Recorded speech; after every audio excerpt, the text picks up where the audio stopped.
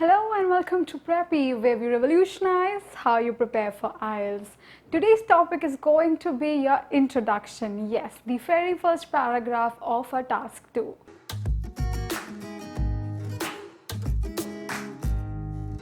Before we start understanding how introduction is written, it's very important to know what should not be done. Like always, I'm first going to tell you the commonly made mistakes, and once we do that, I'll help you out in understanding the ways of writing a good introduction. So this is my personal experience while evaluating n number of essays. I've come across these similar mistakes in the introduction part of the essay. So let's have a look at these 4-5 mistakes.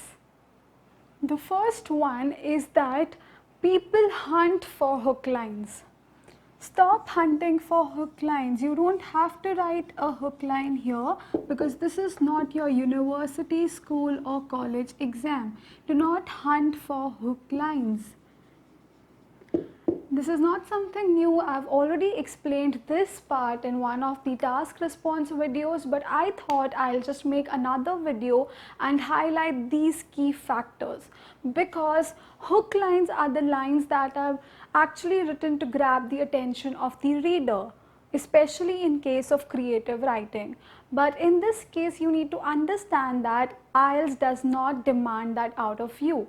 You are supposed to write whatever the IELTS examiner is demanding out of you and do not have to entertain or grab the attention of the reader unnecessarily with your hook lines. So this is not required. One reason is because the IELTS examination does not demand this. Number 2 reason is simply that when you start hunting for hook lines, you would spend somewhere around 3 to 5 minutes in thinking of this hook line. When you think of this hook line, chances are you would spend more time on this rather than thinking about the controlling ideas that you can write in your body paragraphs, which is in fact way more important than writing a hook line.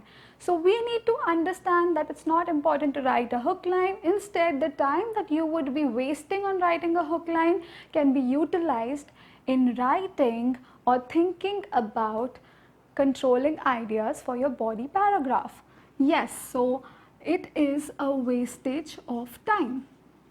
I would rather say a sheer wastage of time. So you should not be writing any hook lines. What's the second most commonly made mistake when you're writing your introduction? You are thinking about the hook line, which is going to be the first line of the introduction, way too hard, and what you do is you forget to paraphrase your answer or your question correctly. So here, paraphrasing.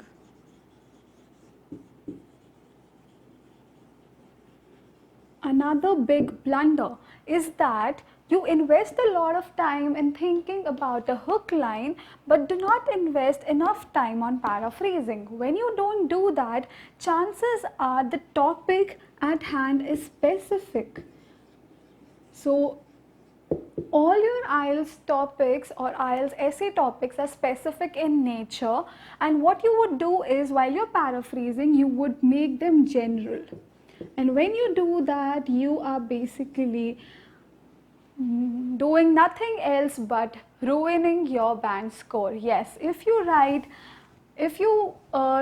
a generic paraphrasing of your question, definitely you will not be able to score a good band score.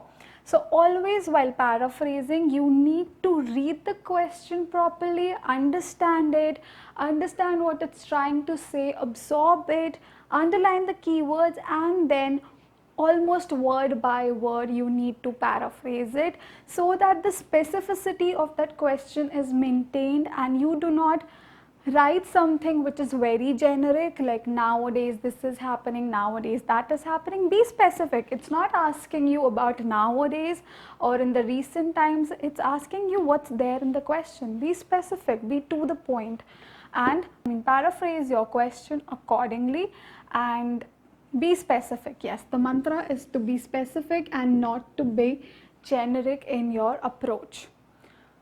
Right, so these are the two commonly made mistakes. One is looking or hunting for hook lines which is not even required out of you. It's just sheer wastage of time. Number two is paraphrasing. While you're paraphrasing, please stick to the question, what this question is asking you to do. Do not write any other extra sentences. Do not subtract anything from the question, do not add anything from the question, and apart from that I would not dwell into the depth of paraphrasing because there is an absolutely separate video for the same. So please look for that video. I'll be attaching the link in this video itself for this particular video. Third commonly made mistake is not writing your thesis statement. Not writing your thesis statement, and this is also something that I've already told in my previous videos, but since the topic today is specifically about introduction, it's my duty to tell you about it again. Thesis statement. Any question that asks you about your opinion, be it in the form of give your opinion, do you agree or disagree, to what extent do you agree or disagree, do the advantages outweigh the disadvantages, any question that is asking you about your opinion, you need to give a thesis statement in that particular essay's introduction. I'm repeating, the statement or your opinion should be given in one sentence right in your introduction. So a lot of people, a lot of students, even in the one-to-one personalized guidance course that take up the course, ask me this particular question, that we have written the introduction, we have written the two body paragraphs, and in the end, after the second body paragraph, in the conclusion itself, somewhere we have given our opinion that according to me, due to this, blah, blah, blah, this is what I feel, or this is what I believe in, or this is my opinion. So they say that we have in fact given our opinion, so what's the difficulty here? Why do you want me to change it? So what I tell them, I'm going to tell you on the camera right now. So the thing is that, let's just assume I'm asking you this particular question. Do you want to stay in the country of your residence right now, or do you want to move to another country for the purpose of studying, or for the purpose of residing there as a permanent resident? So what would be your answer to it? So I'm asking you about your opinion, whether you would want to like to stay in your own country of residence or origin, or would you want to move out to another country? What is your opinion, and you need to tell me why, obviously, right? So now tell me, would your answer be like giving me the reasons first and then in the end telling me your opinion, or whether you agree or disagree to move out or not, or would it be the other way around? Again, I'm asking you this question with a different directive now. Some people think that you should stay in your country of origin, while others think that you should move abroad, right? I'm trying to bring it up in your context. So I'm trying to modify the question so that you feel that somebody is asking that particular question to you. So now you need to answer, what do you think? Do you agree that you need to move out, or do you want to stay in the place of your origin? Now I assume that since all of you are looking at our channel and are preparing for the IELTS test, that 100% of you would want to move out to another country. Then your obvious answer would be that, yes ma'am, I would want to move out to another country, followed by the reasons because better quality of life, job opportunities, etc. Right? So this is how you'll be answering the question if asked verbally. On the similar lines, whenever you are asked a question about your opinion, whether you agree, disagree or anything, then you have to basically answer about your opinion in one statement in your introduction itself, which would be called your thesis statement. So in your thesis statement, in your introductory paragraph, you will be telling what you think. In this particular scenario or question, your answer or your thesis statement would be, in my opinion, I would like to move out to another country for the purpose of studying or for the purpose of working, whatever your answer is, right? Similarly, you can modify this and start with, I completely agree that moving out is a better decision than staying in one's own country. So this becomes your thesis statement. Just in one sentence, you have showed your agreement to moving out.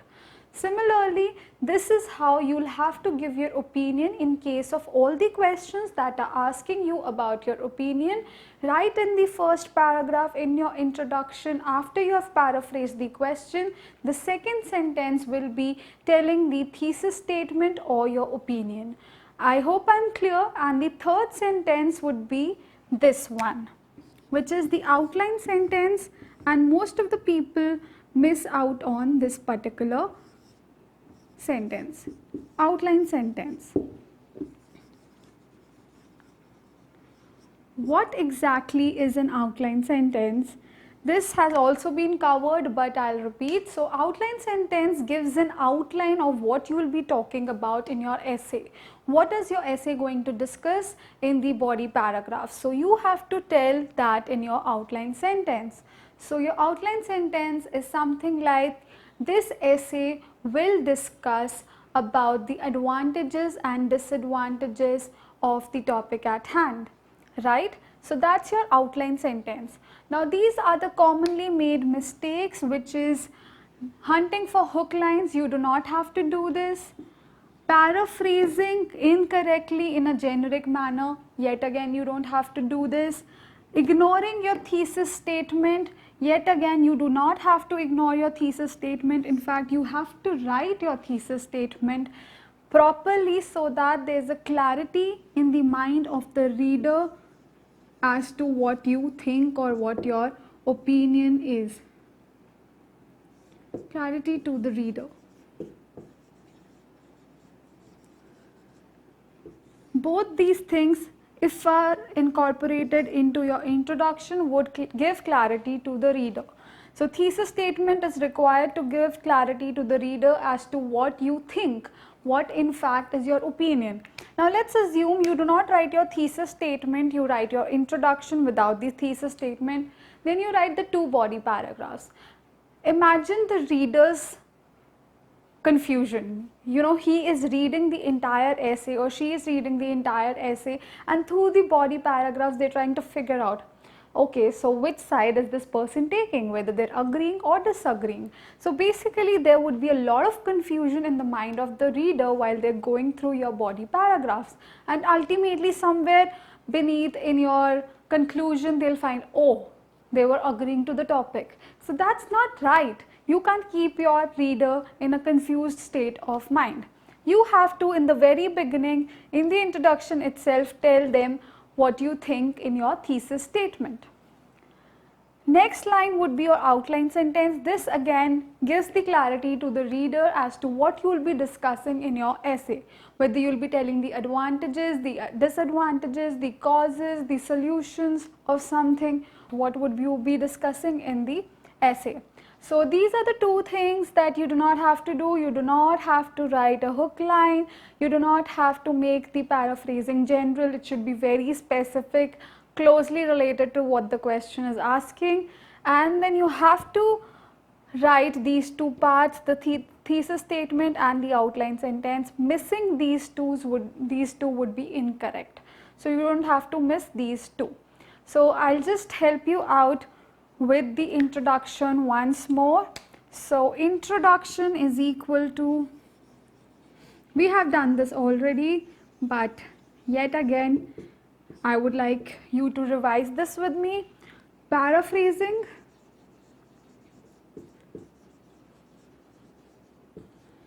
first is to paraphrase the question at hand. Do it using synonyms, changing the word order, changing the formation of the word, or changing it from active to passive. This video link would be attached in the description box so that you can have a look at how you can paraphrase a question. plus your thesis statement. I'm writing it as TS. It's required. You have to write your thesis statement, but only in the questions that are asking you about your opinion. Be very careful about it. Last but not the least is your OS, which stands for your outline sentence. You have to write your outline sentence to make it clear to the reader what you will be discussing in your essay in the subsequent paragraphs, right? So this is what your introduction should look like. All right, this is what your introduction should look like. Okay, so now it's clear to us that the introduction has 3 sentences, the first one being paraphrasing the question, the second sentence would comprise of your thesis statement, just one sentence telling about which side you're favoring or what your opinion is, and the third sentence would be your outline sentence, which would tell what you're going to discuss, what you're going to talk about in your essay. So your thesis statement would start with words like in my opinion, according to me, I believe. These are the beginning sentences, and then you can continue it with your opinion or whatever you think or agree to or disagree to. And in case of your outline sentence, it usually starts with the words like this essay will discuss both the point of view and finally substantiate my opinion, or this essay will shed light on both the views and give my opinion. Or you can simply say this essay will discuss the advantages as well as the disadvantages of a certain topic. So certain topic has to be replaced with whatever the topic that has been given to you in the question. So this is about it, how you write your introduction, somewhere around 40 to 50 words, not more than that, 3 sentences, each sentence is all you need to write. And the best part about introduction is that you don't really have to use your brain. Just think about your opinion and that's about it. No brain game here, because you don't have to think about ideas to write. Your brain is needed for idea generation in case of your body paragraph 1 and 2. Here you really do not need to put a lot of head into writing the introduction, because the question is given, you just have to paraphrase it. Yet again, you don't have to use a lot of your head. And second is your thesis statement, which is, I guess, pretty easy. You can form an opinion. Indians are all about forming opinions on everything, so that's easy thing. You can form an opinion. And the third one is outline sentence, which yet again just has to tell what the essay will be talking all about or discussing about. Right, so that's about it from my side in this particular video. We have covered everything that needs to be covered under your introduction, under the first paragraph of your essay. That's it for this video. I hope you liked it. If so, please give it a thumbs up and subscribe to our channel and keep watching for more such content. And in case if you want to enroll into our one-to-one personalized guidance course, we will be more than happy to assist you. Please call on the numbers given below and you can inquire about the same. Thank you so much. Have a good day.